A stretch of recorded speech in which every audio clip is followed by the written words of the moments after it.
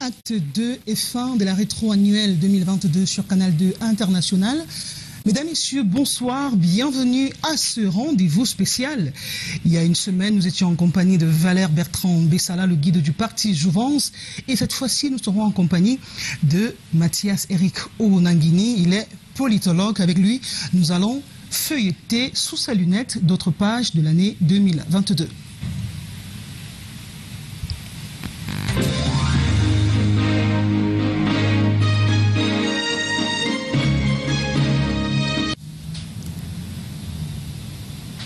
Mathias Eric Onangini, bonsoir. Bonsoir. Bienvenue sur le plateau de la rétro. Merci. Alors, on a dit d'entendre, vous êtes politologue, vice-recteur de l'université de Yaoundé 1 en charge de la recherche, de la coopération et des relations avec le monde des entreprises.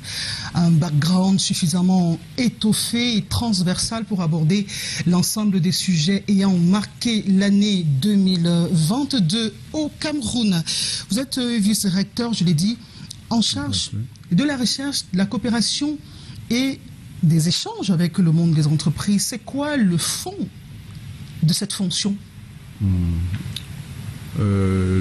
Les universités sont dirigées par des recteurs et les recteurs ont pour principaux collaborateurs les vice-recteurs et le secrétaire général. Et il y a dans nos universités 3 vice-recteurs, un vice-recteur qui est chargé de l'enseignement, de la professionnalisation et des nouvelles technologies, un vice-recteur chargé du contrôle interne et un vice-recteur chargé de la recherche.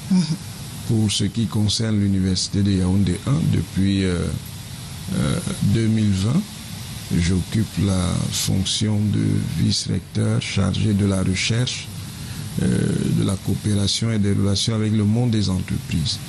Le vice-recteur qui est en charge de ce secteur accompagne le recteur dans le suivi, le contrôle et l'évaluation de la recherche. La recherche est une des fonctions importantes des institutions universitaires.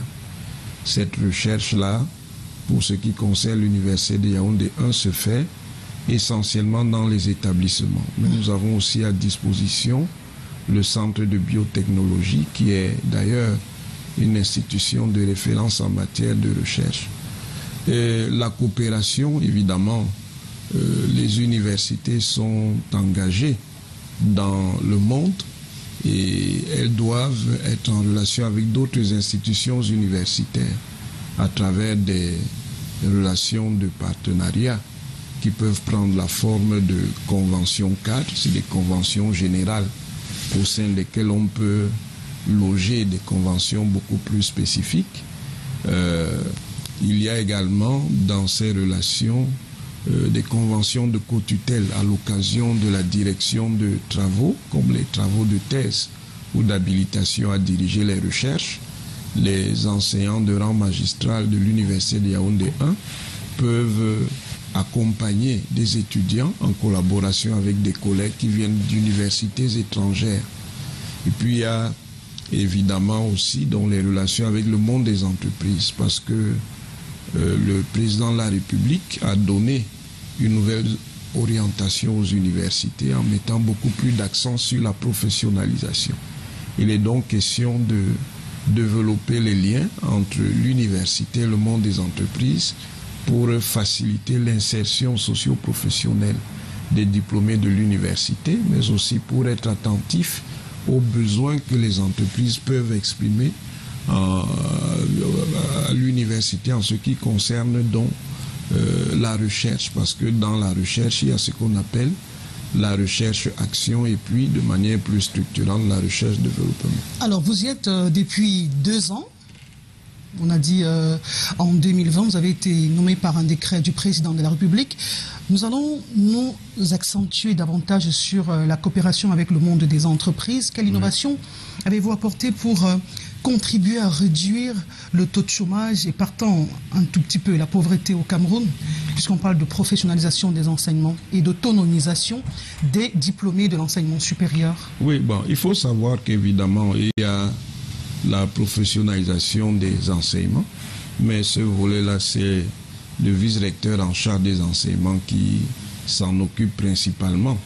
Le vice-recteur en charge des relations avec le monde des entreprises peut s'impliquer, mais c'est d'abord le vice-recteur en charge des enseignements qui s'occupe de ça. Maintenant, pour ce qui concerne ces relations avec les entreprises, il y a eu un temps d'observation.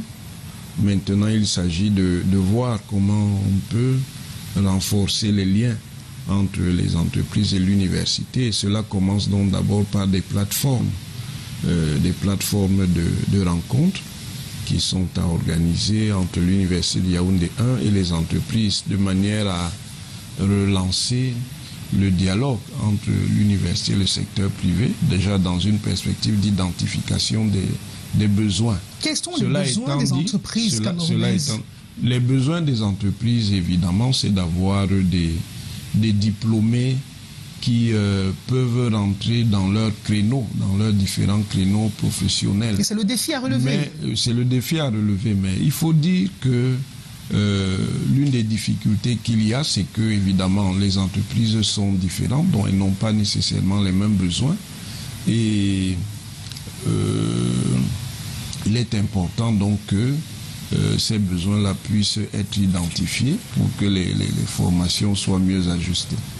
On va dire que c'est un défi urgent puisqu'on parle d'un taux de pauvreté de 15%. Il y a beaucoup de jeunes qui sortent des universités et qui sont sous-employés sur la moto et bien d'autres choses. Alors, Mathias Eric Ounangini, on vous connaît également sous la forte production des écrits scientifiques, des articles scientifiques dans lesquels vous faites couler beaucoup d'encre sur l'avis des partis politiques de l'opposition au Cameroun. On va citer quelques-unes de vos publications. Vous avez co-publié avec d'autres chercheurs la politique et l'opposition politique au Cameroun, socio-analyse d'une relation complexe, le rapport des groupes d'opposition aux institutions politiques de l'État camerounais, une analyse de la crédibilité de la démocratie. Vous parlez de complexité de l'opposition camerounaise. Qu'est-ce qui fait sa complexité pour la rendre aussi attractive et de nourrir autant de décrets sur elle? Quand on parle de complexité des groupes d'opposition, il faut entendre deux choses. Il y a une complexité interne de l'opposition parce qu'évidemment l'opposition elle est structurée en plusieurs partis politiques et des partis politiques qui ont chacun une ligne spécifique. De temps en temps, il existe des plateformes de collaboration entre partis, mais ces plateformes, dans l'expérience camerounaise, sont plus ou moins durables. Il y a également, évidemment, le rapport des groupes d'opposition avec le groupe au pouvoir qui détient la majorité. Il faut donc analyser à la fois les rapports entre les partis d'opposition et le groupe au pouvoir qui est structuré autour du parti dominant, le RDPC, le Rassemblement démocratique du peuple camerounais. Puis de l'autre côté, étudier les relations de pouvoir à l'intérieur des partis eux-mêmes et puis étudier maintenant les relations entre les partis d'opposition qui, et c'est là l'élément de complexité, rentre également dans une dynamique de compétition. Donc la compétition, ce n'est pas seulement avec la majorité, c'est aussi la compétition entre les différentes formations d'opposition. Mathias Eric Ounangini, d'une année à une autre, il y a de nouvelles formations politiques qui naissent au Cameroun. Tout à fait. Mais à chaque consultation électorale, à chaque rendez-vous électoral, le RDPC gagne davantage du terrain. Qu'est-ce qui fait la faiblesse de l'opposition camerounaise? La faiblesse, si on peut l'appeler comme ça, entre guillemets, de l'opposition peut se décliner à travers différentes expressions. On peut parler de faiblesse logistique. La faiblesse logistique, c'est quoi? C'est que les formations d'opposition ont beaucoup de problèmes pour mettre en place un appareil et disposer aussi de réseaux qui leur permettent de couvrir l'ensemble du territoire national. Et le code électoral, il en est des moindres pour faire perdre J'ai commencé à parler de la faiblesse. Donc la faiblesse logistique, parce qu'une formation politique doit se développer, se déployer pour être dans une certaine mesure positionné sur l'ensemble du territoire national, parce que c'est cela conditionne donc son niveau de compétitivité. Il y a la faiblesse organisationnelle qui est liée à la faiblesse logistique. Ça veut dire que quand on regarde l'organisation de beaucoup de nos formations politiques, elle est déséquilibrée. Elles peuvent être implantées, ces formations, dans certaines parties du territoire et moins dans d'autres. Et même là où elles sont implantées, elles n'ont pas nécessairement une couverture organisationnelle très forte. Il y a la faiblesse d'orientation ou faiblesse idéologique. Bien entendu, les formations d'opposition comme le groupe au pouvoir disposent à l'occasion des campagnes électorales de support programmatique, de projets de société, mais il ne suffit pas d'écrire des lignes sur ce qu'on considère comme son projet de société ou son programme pour être quitte avec l'impératif qu'il y a pour les partis politiques d'approfondir le travail idéologique, parce que c'est ce travail idéologique-là qui oriente l'ensemble de l'appareil que constitue un parti.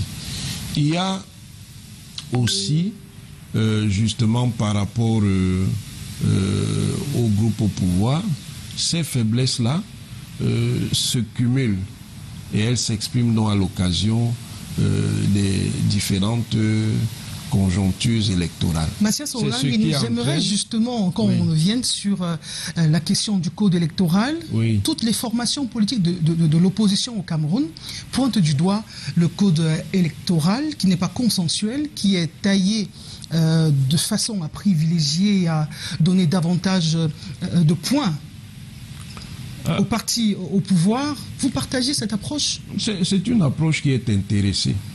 Il faut savoir que, de toutes les manières, la politique est un rapport de force. Chaque groupe politique se positionne en fonction de ce qu'il considère comme ses ressources, comme ses atouts, et doit aussi faire face à des contraintes.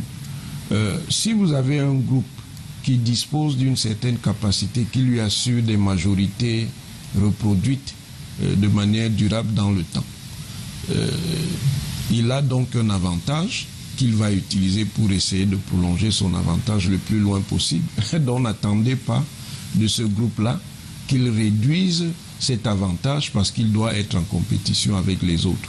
Moi, je pense que ce qui est le plus important, ce n'est pas le code qui est le plus important, même si ça ne veut pas dire que le code n'est pas d'importance. Je crois que ce qui est important, c'est la structuration. La structuration qui commande d'abord à ce qu'il y ait en fait moins de partis, parce que plus vous avez des formations politiques, plus vous émiettez le marché politique.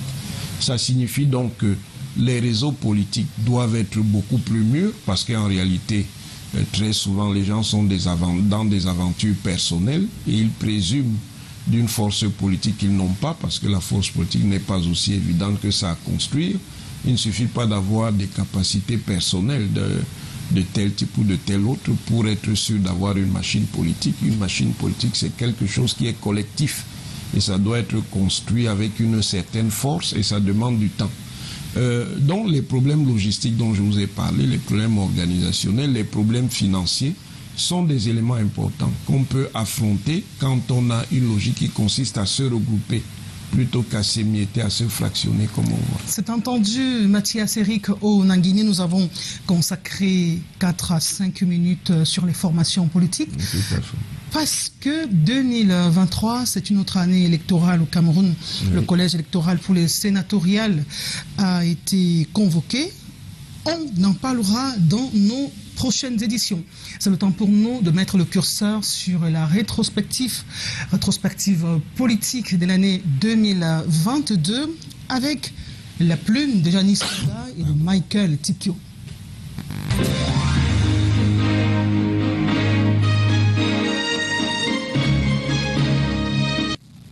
Au plan politique, 2022 a été riche en émotions. Dès le début de l'année, le projet de réforme consensuelle du code électoral par 7 leaders de partis d'opposition charrie de nombreux espoirs. Mue par la volonté de sortir de l'étau des crises post-électorales, la coalition propose des amendements consignés dans un document qui sera finalement présenté au forceps. Coup d'épée dans l'eau, le projet ne rencontrera pas l'assentiment du régime. Autre temps fort, Emmanuel Macron effectue sa première visite en terre camerounaise. La capitale se met sur son 31 pour accueillir l'hôte de marque du 25 au 27 juillet. L'axe Paris-Yaoundé se réchauffe. Emmanuel Macron revêt le manteau de l'humilité, perceptible à chaque poignée de main, des accolades et des échanges. Il souhaite renforcer la relation France-Afrique qui s'était un peu distendue ces dernières années. Le Cameroun est un partenaire stratégique en Afrique centrale, région avec laquelle je souhaite justement consacrer plus de temps lors de ce second quinquennat. Dans son agenda, une série de concertations comme celle consacrée aux jeunes Camerounais et Français. Moment de communion. Je pense que le défi des prochains mois va être d'essayer de remettre les choses en bon ordre. On a besoin d'une coopération académique, estudiantine, sportive, artistique, entrepreneuriale. Les questions mémorielles sont abordées, la sécurité alimentaire aussi, la gouvernance, mais pas de sujet qui fâche. À ce propos, justement, le président Biya, interpellé par une journaliste française sur l'éventualité d'un nouveau mandat, va faire de l'esprit. 7 moins 4 ou 3, et vous saurez combien de temps il me reste à diriger le pays. Sur invitation du président Joe Biden, Paul Biya se rend de la capitale américaine le 13 décembre afin de participer au sommet États-Unis-Afrique. Un pas qui provoque le frémissement des relations diplomatiques entre Washington et Yaoundé dans un contexte de concurrence avec la Chine et la Russie. Pour confirmer ce nouveau souffle, la justice américaine va arrêter et inculper 3 Américains d'origine camerounaise impliqués dans le financement des groupes terroristes. En interne, il y a eu du mouvement au sein des partis politiques. Au SDF, la bataille fratricide entre les camps Ninche et aussi au sujet de la succession du chairman Nidjon Frundi a marqué la scène politique nationale. Le PCRN a tenu son congrès à Ngaoundéré dans la Damawa. Au MRC, la candidature de Michel Ndoki à la succession de Maurice Kamto a créé un véritable tollé. Et enfin, l'UPC a tenté de réconcilier ses factions à la faveur d'une assemblée générale dite des cadres le 3 août dernier. Tentative manquée une fois de plus. Au rang des questions préoccupantes, la libération de nombreux détenus présentés comme des prisonniers politiques qui croupissent dans les geôles du pays. Beaucoup avaient espéré qu'Emmanuel Macron en touche un mot à Paul Biya, les plus optimistes allant même jusqu'à annoncer la libération de certains d'entre ceux-ci avant que le chef de l'État français ne foule le sol camerounais. Autre sujet qui a grandement alimenté les commentaires et les conversations avant l'arrivée d'Emmanuel Macron au Cameroun, l'épineuse question de la transition ou de la succession. L'affaire s'est réglée en une question au cours de la conférence de presse conjointe des 2 présidents.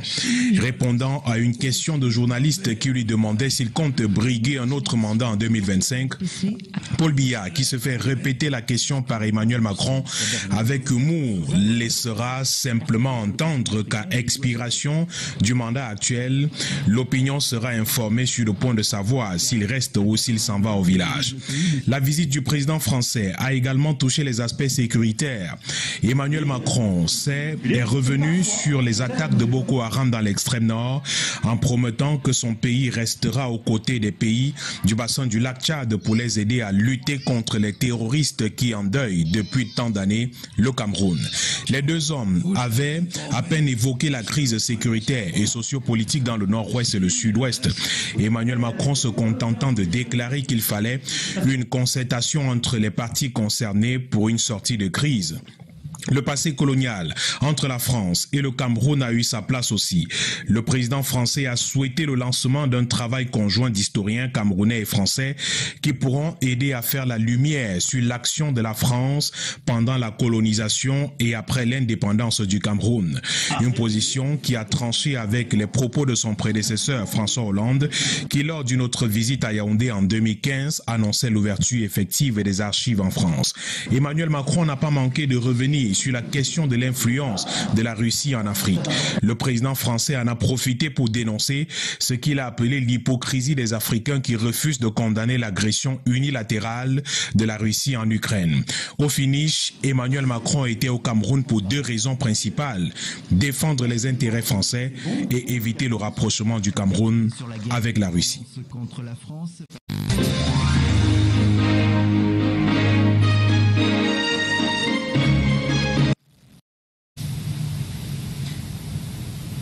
Merci Michael Tipkio et Janice Kamga. Je reviens à vous, Mathias Eriko Nangini, pour nous intéresser davantage au versant diplomatique, la relation entre le Cameroun et la France. C'est trivial, 10% des pâtes marchées désormais pour la France. Dans le temps, on était à 40% et c'était le premier partenaire commercial du Cameroun. Alors, Emmanuel Macron a dit « Je vais consacrer un peu plus de mon temps lors de mon second quinquennat à l'Afrique centrale et singulièrement au Cameroun ». Qu'est-ce qui peut expliquer la perte de terrain de la France dans cette partie du golfe de Guinée qui est de plus en plus séduite par les concurrents de la France, je cite les États-Unis, la Russie, la Turquie, la Chine, etc. Ce qu'on peut dire, c'est que les temps évoluent et donc les relations internationales se complexifient pour ce qui concerne ces pays d'Afrique centrale en général. Et pour le Cameroun, il apparaît qu'il est nécessaire de diversifier leurs relations, d'avoir des relations avec de nombreux partenaires afin de réduire les effets de dépendance qu'il y a quand on est essentiellement centré vers certains partenaires. Donc c'est de cela que la République française est victime, c'est-à-dire qu'il y a le développement de partenariats avec d'autres pays et c'est cela qui conduit donc à ce rétrécissement. Le Cameroun n'est la chasse gardée de personne. Bien entendu, l'option qui a été... le président Paul Biya. Oui, qui a été affichée par le président Paul Biya dès le milieu des années 1980 est une option de bon sens. Un pays souverain ne saurait être la chasse gardée d'un autre pays. À partir de ce moment, ce qui est important pour ce pays, c'est de diversifier ses partenariats. L'arrivée de nouveaux partenaires n'empêchant pas que des relations se maintiennent avec les partenaires anciens. Mais ce qui est important, c'est que la compétition permet au Cameroun d'essayer de tirer le maximum d'intérêt qu'il y a dans cette diversification. Au-delà de cette diversification des partenaires bilatéraux et multilatéraux avec le Cameroun, il y a un phénomène qu'on ne peut pas passer sans y mettre un point d'ancrage, le sentiment anti-français. A-t-il contribué à faire reculer la France dans ce rapport, dans cette coopération, dans cette relation avec le Cameroun? Bon, ce qu'on appelle le sentiment anti-français est quelque chose d'assez vague. Ça ne veut pas dire... Et d'abstrait? Oui, mais ça ne signifie pas qu'il n'existe pas, mais il doit peut-être caractériser de différentes manières selon les acteurs qui en font montre. Il est précisément lié à la situation historique, celle où le poids de la France dans les relations avec les pays africains était pour beaucoup de ces pays africains très lourd, de telle manière que les contraintes associées à ces relations faisaient que la France était vue comme un partenaire hégémonique et qui ne permettait pas à ces pays africains de tirer profit des relations qu'il entretenait avec eux. Et voilà pourquoi ce sentiment-là s'est développé. Et les responsables français l'ont souvent négligé, mais ils se sont rendus compte à un moment donné que ça ne relevait pas simplement du fantasme, qu'il existait bien des manifestations concrètes de ce sentiment anti-français. Comment rattraper le tir? C'est possible? Pour rattraper le tir, peut-être faudrait-il réorienter l'appareil diplomatique français en Afrique et essayer de lui définir de nouvelles formes d'engagement. Mais de toute façon, cela sera fait dans un contexte où la France devra faire avec la diversification des partenariats qui est une évolution structurelle inexorable.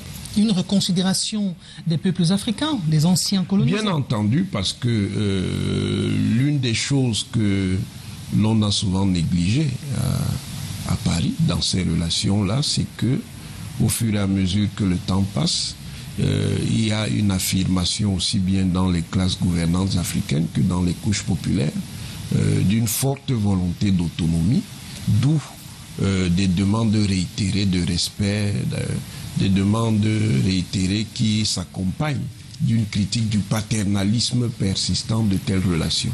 Et tout cela étant en fait lié à l'empreinte coloniale. C'est parce que la France a pesé sur nos pays d'Afrique, pour ceux qui ont été sous colonisation française.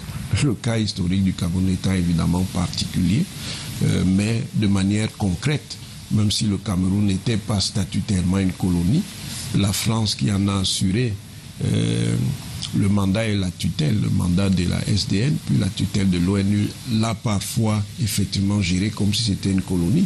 C'est là d'ailleurs la source du mouvement national camerounais qui a revendiqué aussi bien la réunification du Cameroun que l'indépendance. Alors, Emmanuel Macron, il arrive dans un contexte où des voix s'élèvent pour récriminer, pour condamner des pratiques sanglantes qui ont entaché cette période de tutelle qu'a assumé la France. Et lors de la précédente visite d'un président français, je cite François Hollande, il a promis la déclassification des archives. Quelques années plus tard, 6 ans seulement, son remplaçant vient promettre un travail collégial entre chercheurs français et camerounais pour rétablir l'histoire de la vérité. Pourtant, des années antérieures, des films ont véritablement nommé les acteurs sur le terrain. Avez-vous le sentiment que la France est prête à assumer ce passé honteux, douloureux et de procéder à des réparations? Ce n'est pas évident. C'est pas évident. Les anciennes puissances coloniales en général et les anciennes puissances coloniales occidentales ont en fait honte de cette partie de leur histoire et ne l'assument jamais complètement. Même lorsqu'il y a des excuses formelles, on ne rentre pas véritablement dans l'analyse concrète des situations pour en tirer les conséquences qui s'imposent, soit de reconnaître les exactions, les abus qui ont pu être commis, et soit aussi en même temps d'envisager, et c'est cela d'ailleurs le plus difficile, d'éventuelles réparations. Vous savez, un ancien président français, vous savez ce qu'il disait au sujet de la repentance en la refusant. Ce sont des épisodes très difficiles. Vous voyez que dans les relations qu'il y a entre la France et l'Algérie, ça continue à être un dossier brûlant. Au Cameroun aussi, même si les relations n'étaient pas nécessairement modelées de la même manière, c'est un dossier toujours brûlant parce qu'en réalité, on n'est jamais véritablement rentré au cœur de ce dossier-là. Sans compter les accords secrets. Je ne suis pas sûr qu'on évoluera vraiment beaucoup dans ce dossier malgré les promesses qui sont faites en ce qui concerne les archives ou la mise en place d'une commission. D'ailleurs, pourquoi cette commission serait-elle seulement faite d'historiens?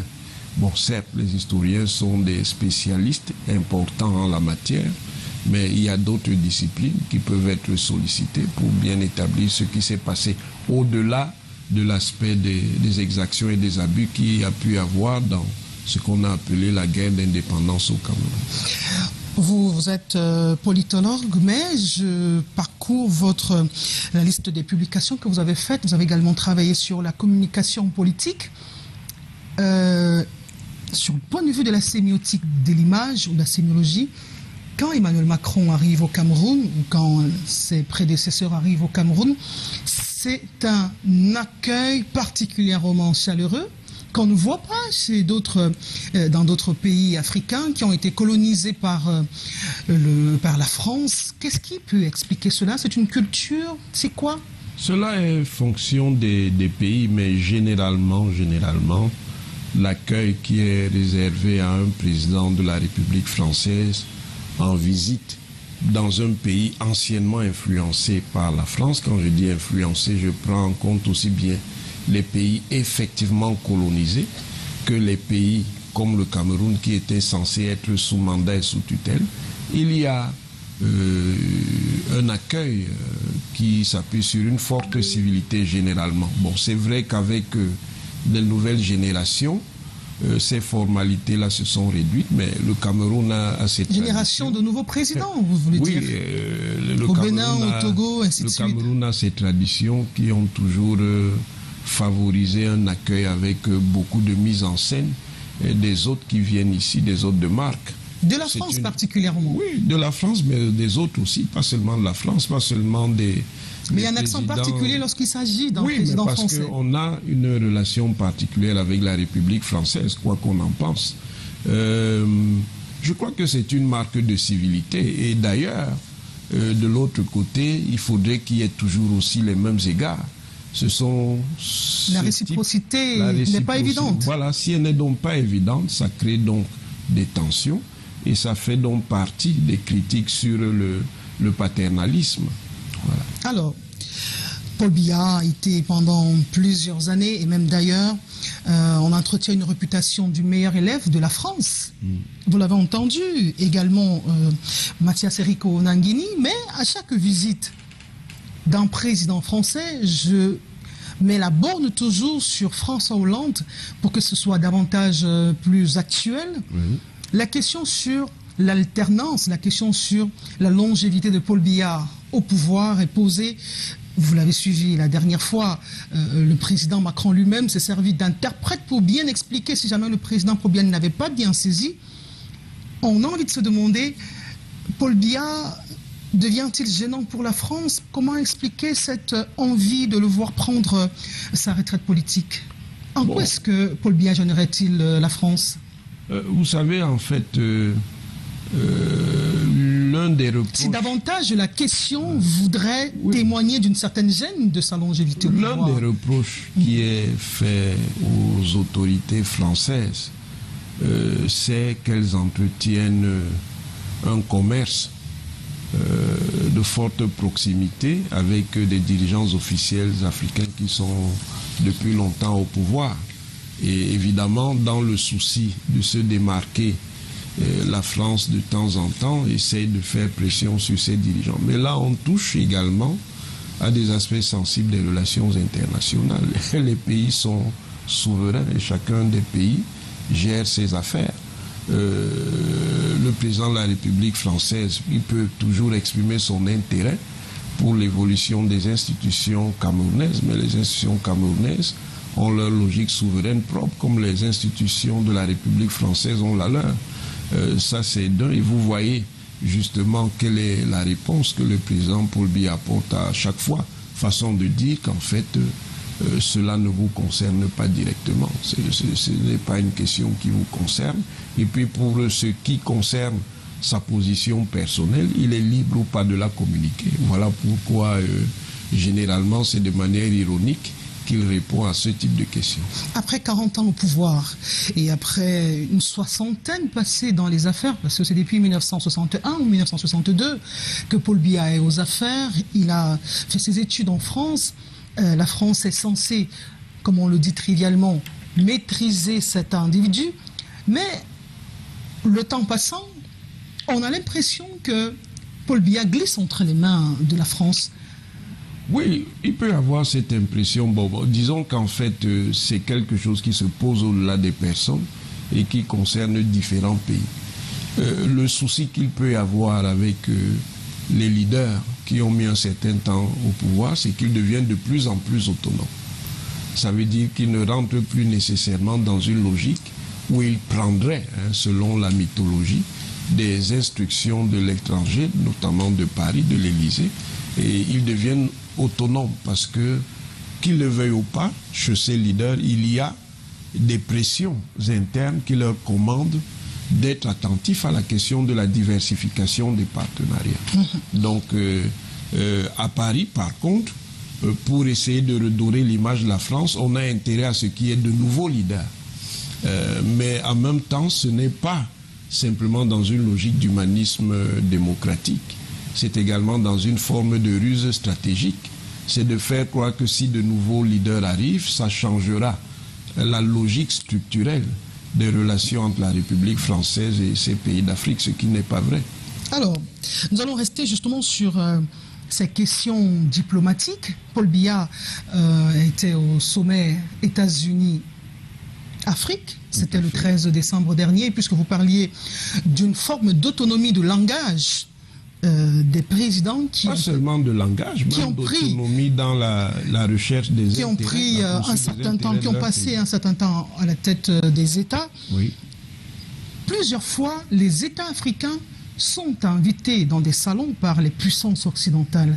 Mathias Eriko Nangini, nous sommes rendus en 2023, 63 ans après les indépendances.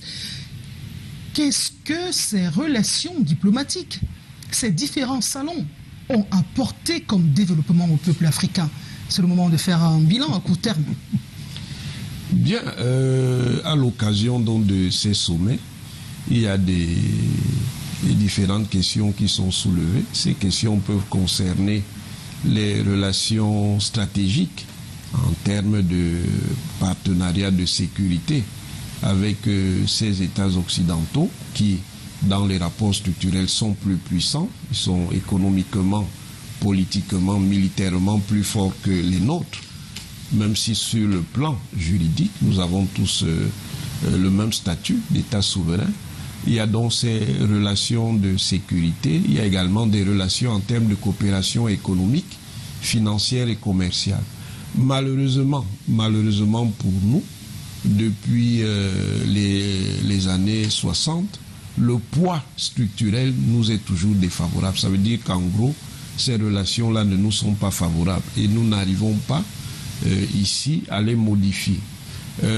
Dans le même temps, il faut un changement de paradigme, voilà, n'est-ce pas? Dans le même temps, justement, de manière individuelle ou de manière collective, les leaders africains essayent donc de modifier cette situation. Mais vous voyez bien, et le sommet de Washington rentre dans cette logique, qu'en réalité, ce sommet-là est fait pour leur déconseiller de s'intéresser à d'autres partenaires que les puissances occidentales considèrent comme des concurrents et peut-être même comme des adversaires, voire des ennemis. La Russie et la Chine. La Russie et la Chine. Ça veut dire qu'en réalité, on essaie toujours d'utiliser nos États et nos leaders comme des pions sur un échiquier où les puissances dominantes installées, qui sont les leaders du monde, les puissances occidentales, notamment les États-Unis comme chef de file, sont en compétition avec ce qu'on appelle aujourd'hui les puissances émergentes, notamment la Chine et la Russie. Le BRICS. L'Afrique ne saurait dire qui sont donc les chefs de file des fameux BRICS. Évidemment, nous ne pouvons pas toujours être des instruments. Si nous sommes des instruments, et si nous restons des instruments, ça réduit encore plus une marge de manœuvre déjà limitée de nos États pour prendre d'abord en charge leurs problèmes nationaux, individuels, et ensuite pour construire donc maintenant un espace africain qui soit aussi capable de peser sur l'échiquier planétaire. L'Afrique, ça n'est un secret pour personne. L'Afrique, c'est un paradoxe mondial. C'est vers l'Afrique que tous les yeux doux convergent. C'est la meilleure ressource naturelle. La ressource humaine, elle est jeune, mais c'est la population la plus pauvre de la planète. Vous parliez tantôt des changements de paradigme entre les États africains, ou alors les leaders africains, et ceux des États occidentaux. Oui. Mais on sent une forte résistance. Prenons le cas du Mali, prenons le cas du Niger, le Burkina Faso. Oui. Ce ne sera pas facile. Ça ne sera pas facile, précisément parmi les 3 pays que vous citez, le cas du Mali, il est précisément paradigmatique. Voilà un pays qui a essayé dans une certaine mesure de s'adapter de la manière la plus favorable aux évolutions internationales, construites depuis le début des années 90, notamment en termes de mise en place de systèmes politiques de type démocratique. Le Mali a pendant été longtemps considéré comme l'un des pays africains les plus performants en la matière. Et qu'est-ce qu'on constate aujourd'hui? On constate que malgré cela, il n'a pas été protégé contre des crises de souveraineté qui aujourd'hui l'ont profondément déstabilisé. Il est rentré donc dans un cycle démocratisation, coup d'État, démocratisation, coup d'État, et cela s'est aggravé avec l'influence donc du phénomène djihadiste venant du Sahara qui pèse donc sur la sécurité et la souveraineté de cet État. Donc, cela a donc conduit à une nouvelle conjoncture poutiste et malheureusement les relations entre le régime de transition conduit donc par ceux qui ont fait ces coups d'État, parce qu'il y en a eu deux, et la République française, sont des relations très difficiles parce que du côté de ce régime de transition, on considère qu'il y a la nécessité d'établir donc une forte autonomie vis-à-vis de la République française, et de l'autre côté, la République française considère, à tort ou à raison, que c'est un régime aventuriste. Évidemment, c'est un régime aventuriste pour la France parce qu'il ne suit pas ce que la France considère comme la ligne que les États d'Afrique qui sont en partenariat avec ce mouvement indépendantiste qu'on voit sur cette corne de l'Afrique ne fait pas tache d'huile partout. On parle également des présidents traîtres qui ne sont pas forcément solidaires de ce mouvement de libération de l'Afrique. On a vu par exemple le président Kadhafi, le guide libyen, tué sous le nez, la barbe des leaders africains. Mais on n'a pas senti c'est trop des États africains, puisque tout le monde sait la vision, la politique, l'ambition qu'avait Kadhafi pour libérer l'Afrique du joug des Occidentaux. Non, on ne peut pas dire que les leaders africains à quand cette solidarité-là? Rien fait du tout. Mais qu'est-ce que ça produit? Non, ils se sont fortement mobilisés, sauf qu'ils avaient affaire à forte partie. Ça veut dire que les États occidentaux ont montré leur détermination à renverser par tous les moyens le régime de la Jamahiriya arabe libyenne socialiste, évidemment avec un discours qui était commode pour ces puissances occidentales. Mathias vous avez vu. Est-ce que ce n'est pas davantage un problème de... Attendez, je reviens à vous. Oui. Est-ce que ce n'est pas davantage un problème d'égoïsme? Chacun lutte pour sa chapelle, protège ses petites portions, ses petits avantages avec l'ancien colon et laisse les autres se débrouiller. Non, pas seulement. C'est un problème de rapport de force. Et de rapport de force au sens le plus brut du terme. Est-ce que tous mis ensemble, ils ne peuvent pas aller Attendez, plus loin? madame, c'est un problème de rapport de force. Je voulais vous donner un élément pour éclairer le fait que les leaders africains, en l'occurrence, ont été confrontés à ce rapport de force. D'abord, le rapport de force se fait par la pression diplomatique. Vous avez vu que le président français de l'époque, Nicolas Sarkozy, est allé jusqu'à Addis Abeba pour imposer ses vues dans certaines crises, pas seulement la crise libyenne, mais aussi la crise ivoirienne.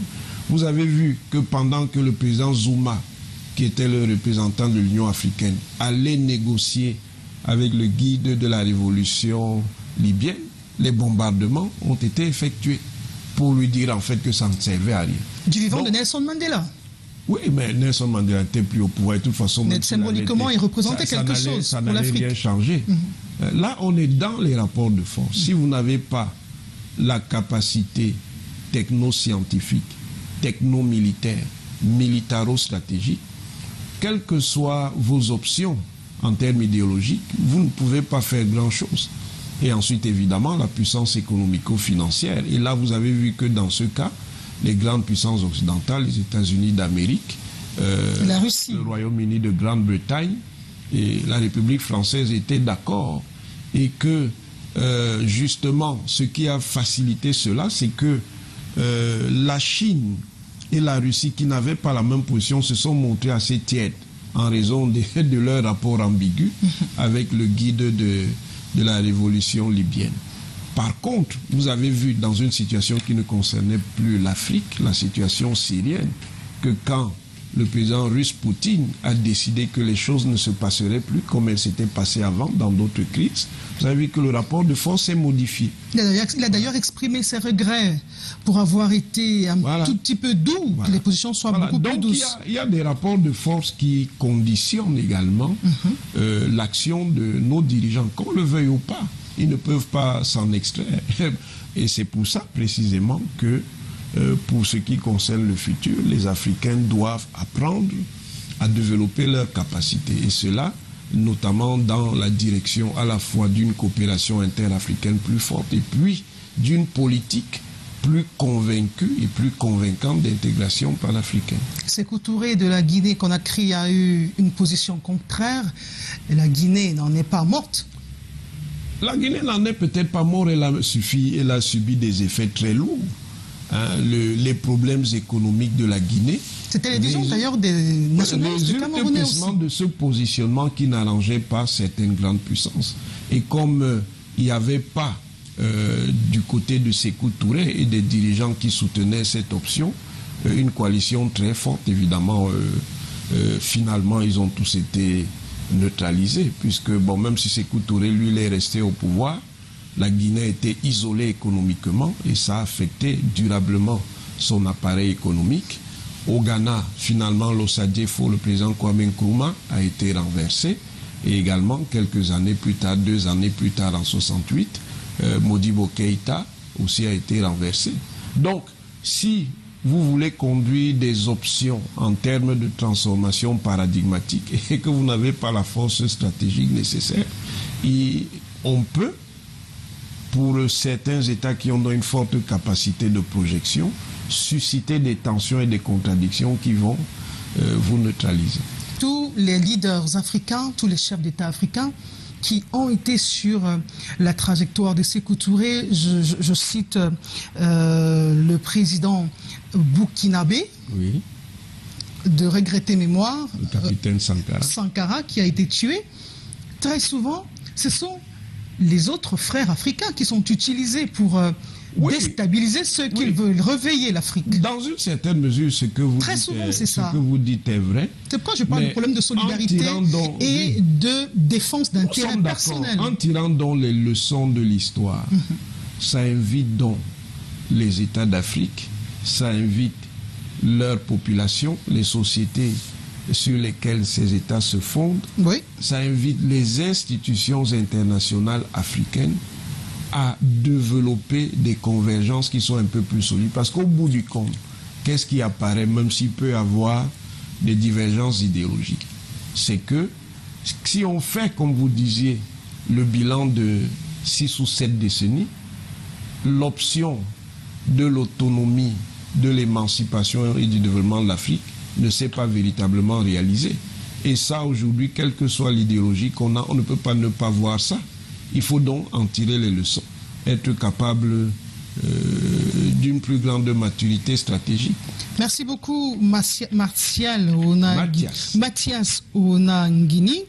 Je rappelle à votre suite que vous avez commis une autre publication, la nouvelle politique africaine de la France de Nicolas Sarkozy, posture et imposture d'une rupture et enjeu. C'est à lire. Nous revenons sur le plan national. Lors de la visite du président Macron au Cameroun, il y a eu un mouvement dit franquiste qui est en train de faire du chemin au sein de l'univers politique camerounais. Il s'agit des compatriotes qui positionnent Frambia pour succéder à son père. Dites-nous, quel regard portez-vous sur ce mouvement? Je le regarde comme un politiste. Je vois... Il a été très agité lors de la visite du président français. Oui, mais parce que peut-être ceux qui se manifestaient à l'occasion pensaient qu'il devait s'agiter. Chacun fait ses calculs.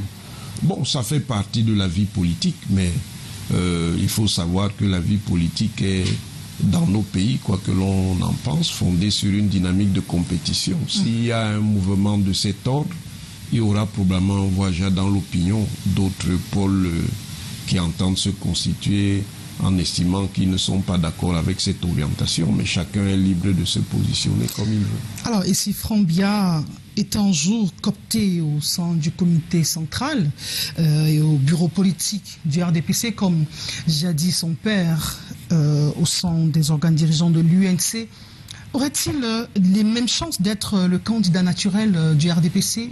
Ça dépend des équilibres internes du RDPC. Et le RDPC a son jeu politique interne.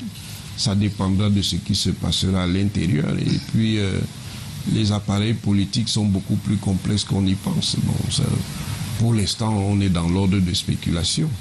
Mais ce sont des situations qui peuvent toujours se présenter. Mais si elles se présentent, il y aura des gens qui seront favorables comme d'autres qui ne seront pas favorables. Quand on positionnait par exemple Paul Biya à l'UNC, à l'époque, il était Premier ministre. Oui, mais il n'était pas... Il était Premier ministre constitutionnellement. Il n'était pas positionné plus qu'un autre. Il était constitutionnellement reconnu comme le successeur de Paul Biya. Biya n'a jamais été premier vice-président de l'UNC avant la transition de novembre 82. Je parle avant qu'il ne soit coopté au sein de l'UNC. Il était connu comme successeur constitutionnel du président de la République. Oui, en tant que Premier ministre. Exactement. Pas à son nom personnel. D'accord. On n'en fera pas... C'était pas intuitu personne, c'était ex officio. Ok. Ex officio pour nos téléspectateurs qui nous regardent, c'est-à-dire c'est en sa qualité institutionnelle de Premier ministre qu'il était successeur constitutionnel. Merci beaucoup. Alors, nous allons nous intéresser à la question économique de 2022. Oui. On a parlé d'inflation, on a parlé des chocs exogènes qui ont contribué à fragiliser le panier de la ménagère au Cameroun. La vie a été particulièrement difficile avec des taux d'inflation qui oscillaient autour de 5% en Afrique centrale. Je vous propose cette succession de reportages qui portent la signature d'Aimé Catherine Moukouri et d'Alain Ghislain Kanga.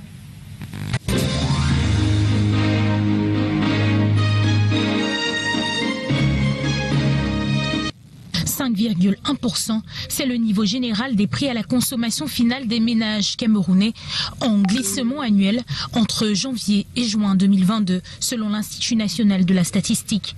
Les denrées alimentaires vont connaître un accroissement des prix sur le marché. Il faut casser la tirelire pour faire le plein du panier de la ménagère. L'organisme en charge de l'élaboration de la statistique officielle au Cameroun explique dans son rapport que le déterminant de cette poussée inflationniste est l'accélération des prix des produits alimentaires de 8% au cours du premier semestre de l'année. La revue à la hausse des taux d'intérêt, des appels d'offres et taux de la facilité du prêt marginal afin de renchérir le coût du crédit bancaire et ainsi combattre l'inflation n'aura pas amélioré la situation. L'inflation a fait de la résistance. Les prix à la consommation des ménages se sont relevés de 6,8% au cours du mois de juillet 2022 dans la ville de Yaoundé, d'après le rapport de l'INS. Le double du seuil de tolérance d'inflation de 3% annoncé par la CEMAC. L'institution explique que cette évolution est à mettre en lien avec l'envolée de 13,7% des prix des produits alimentaires. Les commerçants broient du noir, les recettes ne suivent pas les dépenses. Cette inflation est due aux effets néfastes du Covid-19 qui sévit depuis 2020 au conflit opposant la Russie à l'Ukraine. Des situations qui ont contribué au renchérissement sur le marché international des céréales, des oléagineux, des matières premières, des intrants agricoles, de l'énergie, des matériaux de construction et du fret maritime. L'inflation est certainement la plus importante de l'année 2022. Elle s'explique par la forte augmentation des prix internationaux des produits de base, en particulier du pétrole, des engrais et des denrées alimentaires, accentuée par la guerre en Ukraine et du resserrement des conditions sur les marchés financiers internationaux. Tous les secteurs d'activité ont été touchés, ce qui va pousser le groupement interpatronal camerounais à mettre la pression sur le gouvernement en faveur d'un allègement des mesures fiscalo-douanières pour faire face à la crise russo-ukrainienne. Le 1er février, le gouvernement, entre autres mesures, décide de la suspension de la compte d'impôt sur les revenus au profit des importations du blé. Et pour que tout le monde puisse trouver son compte, la Direction générale des impôts a engagé des rencontres avec le secteur public-privé pour recueillir leurs propositions pour le projet de loi des finances 2023. Projet de loi adopté par l'Assemblée nationale malgré des fortes critiques de l'opposition. Le budget se chiffre en recettes et en dépenses à 6 345,1 milliards de francs CFA, soit une augmentation de 264,7 milliards de francs CFA en glissement annuel par rapport à 2022 et de 4,4% en valeur relative. Le Cameroun a également franchi un pas important depuis son entrée dans la zone de libre-échange continentale africaine. 2 entreprises nationales ont exporté chacune 38,6 kg de thé camerounais vers le Ghana, au tarif préférentiel de la ZLECAf. Ce sont les toutes premières exportations de la ZLECAf. Une opération qu'on pourrait qualifier d'historique au même titre que le raccordement au réseau interconnecté Est au réseau interconnecté Sud. Une interconnexion dont le but est de réduire les coûts liés à l'autoproduction d'énergie dans la région. Le pays de Paul Biya a été cité également dans une affaire de corruption. La multinationale Glencore a admis devant la justice américaine et britannique avoir versé des pots de vin aux responsables des principales entreprises pétrolières du Cameroun pour obtenir des contrats.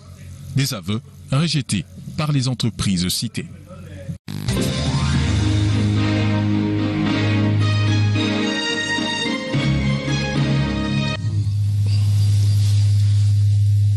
Merci Alain Ghislain Kanga et Catherine Moukouri. On parle davantage de vie chère, des produits de grande consommation qui se raréfient et entretient l'inflation au Cameroun. Mathias Eric Ouonangini, c'est connu, le Cameroun a l'une des meilleures terres d'Afrique ou l'une des meilleures terres du monde. Tout peut se cultiver au Cameroun, mais la dépendance à l'importation s'accrue d'année en année. Comment expliquer ce phénomène? Oui, mais il ne suffit pas d'avoir de bonnes terres. Il ne suffit pas d'avoir des terres arables. Une main-d'œuvre jeune. Encore convient-il de conduire un ensemble de réformes qui facilitent le renforcement de la production nationale. Ces efforts sont faits, mais ils sont dans une certaine mesure contrés par l'existence de certains intérêts, c'est-à-dire les intérêts qui sont liés à l'importation. Je crois que quand on veut développer une logique de renforcement de l'appareil de production agricole nationale, il faut de plus en plus réduire l'importance de ces intérêts qui sont liés à l'importation, parce que sinon on s'enferme dans des rentes qui vont gêner donc le développement de cette agriculture nationale, dont le but premier doit évidemment être d'assurer la souveraineté alimentaire, et avant éventuellement de se projeter à l'international pour exporter si cela est possible. On parle là de politique alimentaire du Cameroun et d'exploration et exploitation des ressources naturelles disponibles. Vous parliez des personnes qui tireraient profit de ces importations. Il y a des lobbies d'importateurs. Et les politiques alors? Oui, mais les politiques sont aussi pris dans les filets des options qui s'imposent internationalement. C'est-à-dire, quand vous avez des options économiques qui sont fortement orientées vers ce qu'on appelle l'ouverture économique, l'ouverture à la globalisation, quand vous avez une économie qui est une économie modeste, disons une économie de pays en développement, évidemment vous êtes fortement vulnérable aux chocs externes. Vous êtes aussi fortement vulnérable à la pénétration par des produits internes qui peuvent avoir un certain nombre d'avantages en termes de compétitivité. Et évidemment, tout cela n'est pas toujours facile à régler. Ces politiques peuvent être sanctionnées puisque ces stratégies mettent à mal l'essentiel de la population camerounaise qui tire le diable par la queue, selon le rapport de l'ONU concernant le développement. Plus de 65% de Camerounais vivent avec moins de 3 $ par jour. Un contraste, non, au regard de tout ce que dispose le Cameroun comme opportunité? Non, le Cameroun dispose d'un potentiel, mais il ne suffit pas de disposer d'un potentiel. Il faut maintenant avoir les moyens de valoriser ce potentiel. Ces moyens, ils sont évidemment politiques, ce sont également des moyens financiers, il y a également des moyens juridiques. C'est pour ça que si on veut mieux faire valoir ce potentiel, il y a des réformes à faire pour faciliter le développement de l'agriculture nationale, d'ailleurs en la stratifiant, de telle manière qu'il y ait des producteurs agricoles qui puissent être renforcés dans leur vocation de couvrir les besoins alimentaires nationaux, qu'il y ait des producteurs agricoles, peut-être à un niveau plus important, qui soient capables d'exporter vers les pays voisins et qui ait éventuellement, si c'est possible, des producteurs agricoles qui puissent aller facilement sur les marchés internationaux. Mathias Serunangeni, il y a quand même un problème d'incohérence qu'on peut relever. Les mêmes politiques nous renseignent que l'importation, la dépendance à l'importation des produits de grande consommation a une incidence sur la balance commerciale. On dépense plusieurs milliards de francs CFA dans les importations. Cet argent qu'on dépense dans les importations ne peut-il pas être réinvesti? C'est ce que je vous dis, qu'il y a donc un problème de réallocation des ressources et des réorientations. Et qui va sanctionner ça, puisque ça fait plusieurs années que cela dure? Il y a donc, c'est donc le poids. Vous savez que la politique, ça se joue toujours entre plusieurs pôles. La politique, ça se joue. On est condamné à rester comme ça, à vivre ça comme ça et à être avec des politiques. Il n'y a aucune condamnation. Qu'est-ce qu'on fait donc dans ce cas de figure? Je vous ai dit que ça dépend de la réallocation. Ça veut dire que ça dépend en fonction de la capacité des pouvoirs publics à contrer le jeu de ses intérêts et de réallouer dans les ressources pour donc développer la capacité de la production nationale. À la réalité, ça ne change pas beaucoup sur le terrain.